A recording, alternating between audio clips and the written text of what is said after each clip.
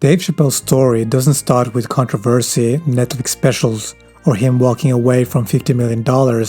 It starts with a skinny kid from Washington, D.C., who was so naturally funny that people around him knew he was going to be a star before he even understood what fame meant. Dave was born on August 24, 1973, to two highly educated parents. His mom was a university professor, and his father taught music and worked as a dean. But Dave grew up between two worlds: the intellectual environment inside his home and the gritty, unpredictable reality of DC in the 1980s. That contrast, sharp, comedic, and something dark, would become the core of his storytelling style. Even as a child, Dave was drawn to stand-up comedy with his almost spiritual fascination. He would watch legends like Richard Pryor and Eddie Murphy and copy their timing, their charisma, their fearlessness.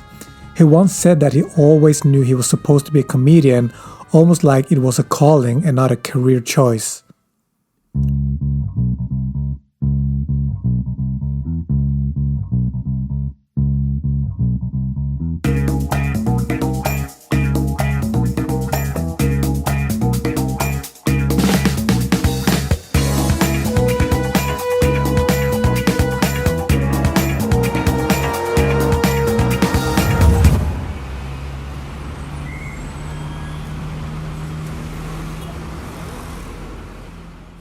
At the age of 14, he was already performing at comedy clubs, sometimes having to be escorted into the building because he was too young to legally be inside.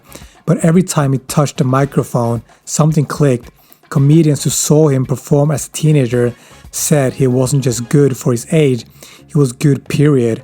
When Dave finished high school, he didn't hesitate. He didn't have a backup plan. He didn't think maybe I should go and get a degree first. He took a bus to New York City, the heart of comedy. He started performing at open mics, comedy clubs, small bars, anywhere with a stage. And it didn't take long before people were talking about him. He became a regular at the legendary Comedy Cellar, where the audience was brutally honest. If a joke didn't land, you knew it instantly. But Dave thrived there. His style was relaxed, sharp, observational, and philosophical, but still youthful and playful. Comics twice his age respected him, audiences loved him, and talent scouts noticed him really fast. By 19, he was already appearing on HBO's Def Comedy Jam, and he became a crowd favorite instantly. Viewers saw something special, a kid who could make you laugh but also make you think, someone with presence far beyond his years. He then started landing acting roles, small parts at first, but they built a momentum. Movies like Robin Hood, Men in Tights, The Nutty Professor, and Half-Baked made him recognizable. But even as he acted in Hollywood films, he always returned to stand-up. That was his home, and that was where he could control his voice, his message, his identity. But the real turning point, the moment that would shape his legacy and rewrite comedy history, was still ahead. By the early 2000s, television executives were searching for the next big comedy star, and Dave Chappelle was impossible to ignore. He had the talent, the timing, the confidence, and this almost poetic way of talking about race, identity, politics, and society without ever sounding preachy. He could be outrageous, brilliant, and brutally honest, all in the same joke. That combination was rare, and Comedy Central saw it. They approached Dave with an opportunity that could change everything, a sketch comedy show built entirely around his voice. But here's the thing about Dave. He was excited, but he was also cautious. Hollywood had a long history of watering down black voices, sanitizing their message, or pushing them into stereotypes for rating. He didn't want that. He didn't want to lose control of his vision. He didn't want to become just another comedian with a show. He wanted to create something iconic. When he signed the deal in 2003 to create Chappelle Show, he made sure he had something most comedians never get: real creative control. Alongside his longtime writing partner Neil Brennan, Dave started shaping a series that would become unlike anything television has ever seen. Chappelle Show wasn't just funny, it was explosive. It pushed boundaries. It tackled race, privilege, politics, celebrity culture, and everyday life with fearless honesty. Dave didn't just make sketches, he made cultural moments. moments people quoted for years, and moments that exposed truths society was afraid to talk about. But the world didn't know that yet, because at this point in the story, we're still before the phenomenon, before the catchphrases, before the controversies, and before the $50 million contract. And Dave Chappelle was still the hungry young comedian who had been grinding since his teenage years and has finally about to step into the spotlight that would change his life forever. When Chappelle's show premiered on Comedy Central in January 2003, nobody, not even Dave himself, fully understood what they were about to unleash. The show wasn't just another sketch comedy program. It wasn't trying to replicate SNL, Mad TV, or any of the familiar formats. It was something different, sharper, and far more culturally daring. Everything about the show felt like Dave Chappelle himself. It was unfiltered, intelligent, satirical, and brutally honest. And that honesty became its secret weapon. In the very first season, audiences were hit with sketches that blended comedy with social analysis in a way television had never seen before. Dave tackled race relations, stereotypes, police brutality, drug abuse, politics, and pop culture, all with his effortless comedic precision. He didn't hide behind characters, he used characters to expose the truth, and people felt it immediately. At the end of first season, the show was already a hit, but it was season 2 where Chappelle's show became a full-blown cultural earthquake. Season 2 turned Dave Chappelle into a global icon. Sketch after sketch went viral, even before social media existed. And people were burning episodes onto DVDs, quoting characters, reenacting scenes at school, at work, everywhere. You couldn't escape the show because it was bigger than TV.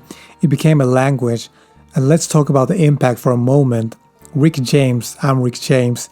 That sketch alone became one of the most iconic moments in comedy history. Charlie Murphy's True Hollywood Stories combined with Dave's performance as Rick James became instantly legendary. It wasn't just funny, it redefined what sketch comedy could do. Prints and game blouses. A story so unbelievable it became one of the greatest punchlines ever delivered on television. Again, Charlie Murphy and Dave Chappelle created something that embedded itself permanently into the culture, and Clayton Bigsby, the blind black white supremacist, a sketch so outrageous, so bold, and so sharply written that when it aired, it stunned the entire country. It showed that Dave could take the most explosive topic imaginable and turn it into brilliant satire without ever losing his moral center. The Razor Draft, the Wayne Brady sketch, the Player Haters Ball, the list goes on and on. What do you think of the state of, I'm not going to say just black leadership period, on the things you care about in the country? Who do you look at and say, this man or woman speaks for the things I care about? It's going to be funny, but I find it funny, but my leadership, I like Dave Chappelle's leadership. Go ahead. You know what I'm saying? You're going to vote for Dave Chappelle for president? Because he tells it in humor so you can deal with it, but it's always a nice chunk of truth in there. And Dave wasn't just making jokes, he was shaping conversations. He was using comedy as a mirror to reflect how absurd, hypocritical, and twisted society could be, and people loved him for it. But what made the show truly revolutionary was how consistently it delivered week after week. Chappelle's show produced sketches that weren't just good, they were instantly quotable, instantly iconic, and instantly unforgettable. By the middle of season 2, the show's ratings skyrocketed. It became the highest rated show in Comedy Central history. The DVD sales were so massive that season 1 became the best-selling TV DVD of all time at that point. It outsold everything, sitcoms, drama, all of it. Think about that. A sketch comedy show created by a young black comedian became the biggest thing Comedy Central ever produced. And Dave had gone from the underground clubs of New York to becoming one of the most important voices in American comedy. His influence reached everyone from college campuses to corporate offices. People who had never watched sketch comedy in their life were suddenly quoting Dave's characters and memorizing punchlines. Even more importantly, Dave had built a platform that spoke directly to issues most shows avoided. He wasn't scared to talk about racism, inequality, or the absurdity of American culture, and he did it by making people laugh so hard they let their guard down and that was his genius. But the success also came with pressure, and it was big pressure. Comedy Central saw that they had struck gold. The network wanted the show to continue at any cost. Advertisers were pouring money in, ratings kept climbing, and suddenly everyone wanted a piece of Dave Chappelle. And that's where things started to shift. Dave had always been careful about maintaining creative control. To him, the show wasn't just entertainment, it was an extension of his voice, his experiences, and his truth. But as the show grew, so did the number of opinions in the room. Executives, producers, advertisers, the entire industry began pushing, pulling, and trying to influence the direction of the show. And Dave could feel it. He felt the pressure, the expectations, the weight of being the funniest man in America. But he also started feeling something else, something that made him uneasy. Because behind the scenes, the industry was beginning to treat him less like an artist and more like a product. But that's what sets Dave Chappelle's story apart. At the peak of his success, when the world saw him as unstoppable, Dave was quietly noticing cracks in the system. He saw the business of entertainment trying to swallow up his creativity. And soon that pressure would explode into the most shocking decision in comedy history. But before we get there, we have to understand what was happening behind the curtain, the tension that was building, the disagreements, the uncomfortable moments that shifted everything. Because while the world was celebrating Chappelle's show, Dave Chappelle was about to make a choice that no one could have ever predicted. So let me ask you this. What is happening in Hollywood that a guy that tough will be on the street waving a gun, screaming, "They are trying to kill me"? Yeah. What's going on? Why is Dave Chappelle going to Africa? Why does Mariah Carey make a $100 million deal and take clothes off on TRL? A weak person cannot get to sit here and talk to you. Ain't no weak people talking to you. So what is happening in Hollywood? Nobody knows. The worst thing to call somebody is crazy, is dismissive. I don't understand this person, so they're crazy. That's bullshit. These people are not crazy. They're strong people. Maybe the environment is a little sick. The time Chappelle's show entered the production for season 3, Dave Chappelle wasn't just a comedian anymore. He was a force. He was the face of Comedy Central. He was the most quoted man in America. He had the #1 show on the network, record-breaking DVD sales, and a cultural influence that stretched for beyond television. But with every step the show took forward, the pressure behind the scenes grew heavier, and this is where the story turns. Because while fans were waiting for more Rick James, more Prince, and more player haters ball, Dave felt something shifting, something that didn't sit right with him, and at the heart of it was one simple thing, which was control. And Dave had built Chappelle's show on honesty and his unfiltered perspective on race, society, and human hypocrisy. But suddenly executives wanted more say, more influence, and more input into the jokes, the characters, and the tone. And it wasn't just comedic notes or harmless suggestions. Dave began feeling like people were laughing at him instead of with him, and that the material he intended as social critique was being consumed in a way that distorted the message. He saw reaction that made him uncomfortable. People were quoting his sketches without understanding the meaning behind them. Audiences were laughing for the wrong reasons, and when a comedian starts feeling that the wrong people are laughing at the wrong thing, that's a deep and spiritual discomfort. But then came the money. Comedy Central offered Dave a $50 million contract, an enormous deal at the time, to continue the show for 2 more years. On paper, it looked like a triumph, a reward for all his genius, a sign that it truly made it. But to Dave, that contract wasn't freedom, it was a leash, because that kind of money came expectations, tighter deadlines, more oversight, and a network that expected him to deliver on even bigger cultural explosion than the first 2 seasons. And the machine grew stronger, and the space for Dave's artistic integrity grew smaller. He described it later as a feeling like he was in the middle of something that didn't feel good. And then came the moment that changed everything. And I knew I was going to leave, so I got ahead of schedule, and I bounced. And I didn't tell anybody where I was going.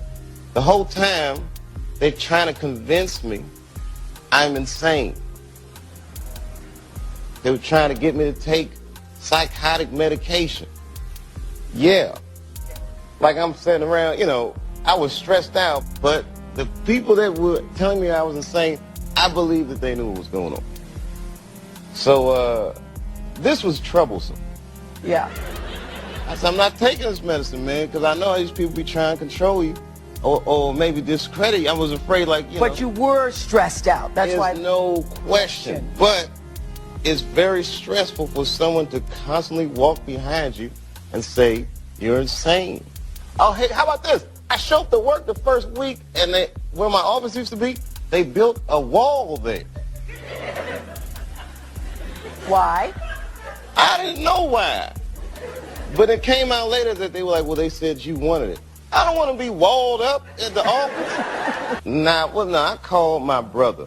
Yeah. Me and my brother, real cool. I called him up, was like, I'm going to Africa. He's like, cool, man, it's good. Did your wife and children know where you're going? No. No, nobody knew. No. I bounced. Now, that sounds a little crazy. It's not crazy because the situation kind of warranted it. Okay.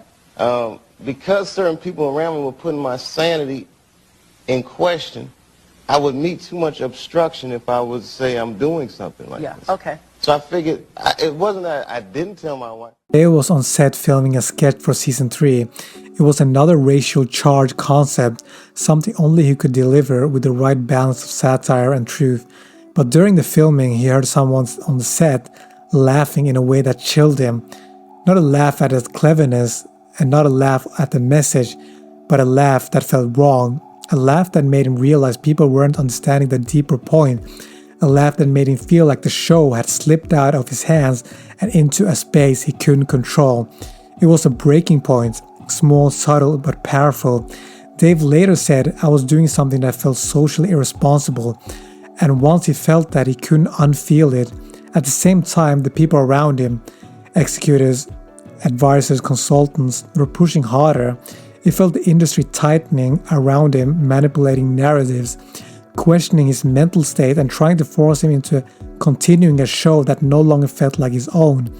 And he didn't trust their intentions, he didn't trust the environment, and most importantly, he didn't trust the direction it was all heading. So Dave did something no one in the entertainment history had done before. He walked away. Not just from the show, and not just from the contract, but from the $50 million contract. He vanished completely, and rumors exploded. There's no Comedy Central there. Nobody's gonna say I'm Rick James, bitch to me in Africa. And I can kind of just think about. Did anyone, by the way, say that to you? No, I was kind of waiting to. I would have been impressed. But I was just kind of. I'm Rick James, bitch. Oh man. But I think I just wanted to.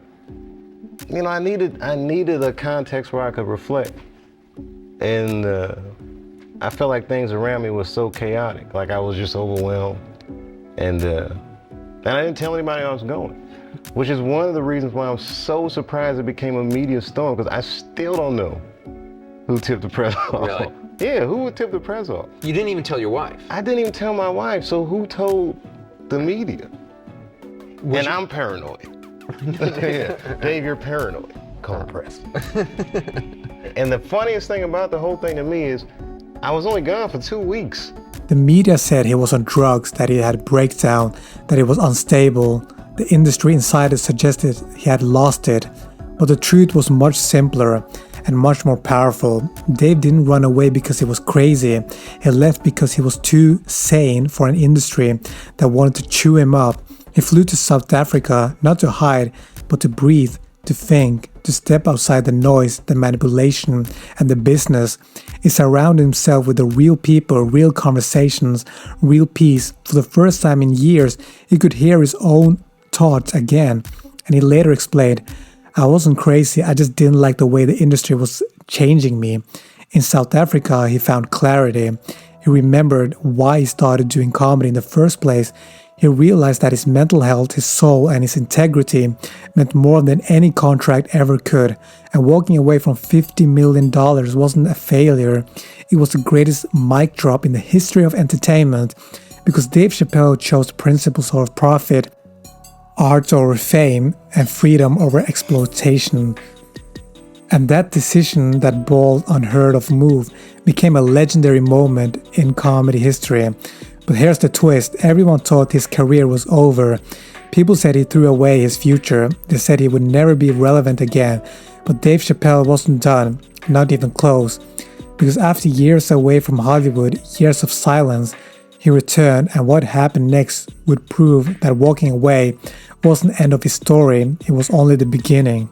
When Dave Chappelle walked away from Chappelle Show and $50 million, people didn't just question his decision, they questioned his sanity, his career, and his future. The industry treated him like he had made the biggest mistake imaginable, but while Hollywood moved on, something interesting happened. The audience didn't. People still quoted him every day. Clips from the show lived online. His sketches remained part of everyday conversation. His voice, his characters, his perspectives, all of it stayed alive long after he disappeared.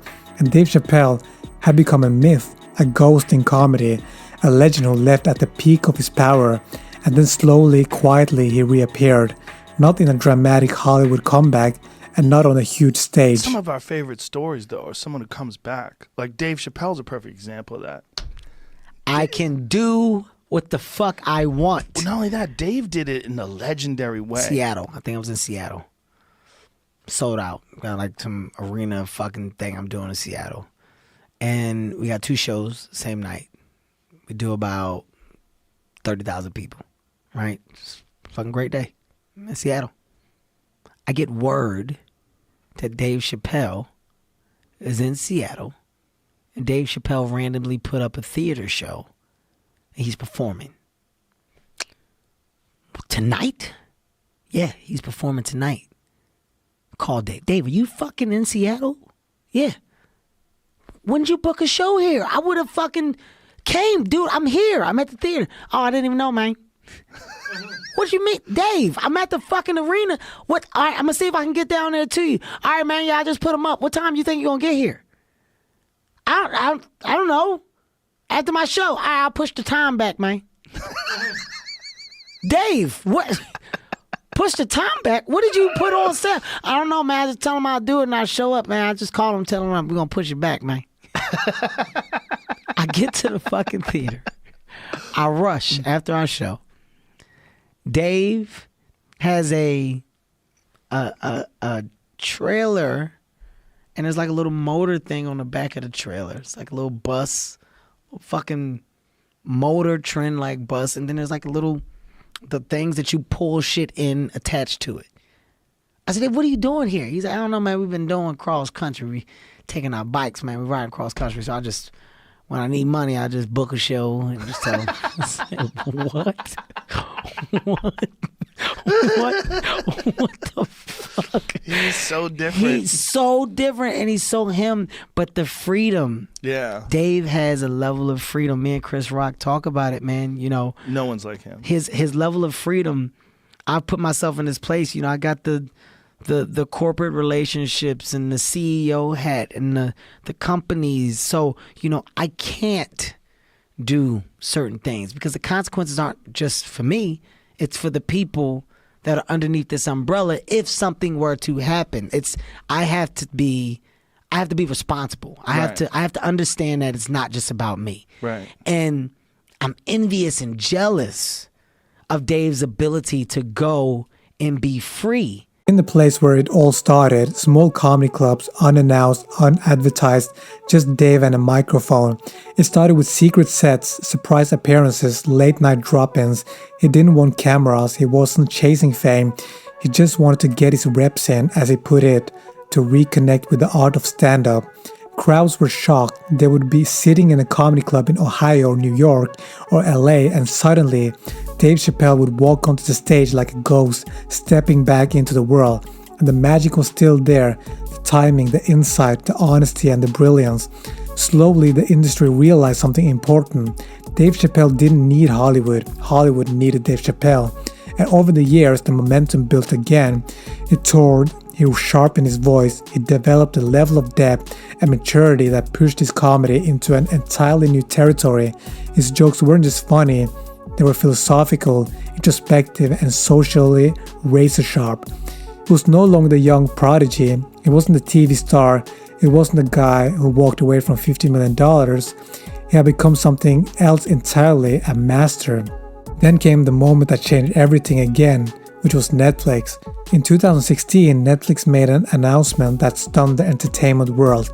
Dave Chappelle was returning with 3 new stand-up specials. Then they revealed the price, $60 million. The same industry that once doubted him was now paying him more than he ever walked away from. One by one, Dave delivered some of the most thought-provoking, controversial, and technically brilliant stand-up ever recorded. He talked about race, politics, fame, hypocrisy, cancel culture, free speech, and the complexity of being human. Some of the specials won awards and some sparked debate. Some ignited massive cultural conversations, but every single one of them reminded people of why Dave Chappelle is one of the greatest comedians of all time. He didn't just come back, he came back stronger, bolder, and wiser. He became a generational storyteller, a cultural critic, a philosopher disguised as a comedian. Dave Chappelle proved that walking away wasn't a mistake, it was the ultimate power move. The move that protected his voice, his integrity, and his genius. And the industry finally understood something they had missed. You cannot control a person whose creativity comes from something deeper than fame, deeper than money, and deeper than Hollywood. Dave Chappelle operates from the truth, and truth always finds its way back. Today's legacy is undeniable. He's influenced an entire generation of comedians. He shaped conversation about race, culture, and society. He's defended the art of stand-up in a world that constantly tries to censor it, and he remains one of the most fearless and important voices in modern comedy. He's an icon, a culture giant, a storyteller whose influence will last for decades, and a reminder that sometimes the strongest move you can make is walking away.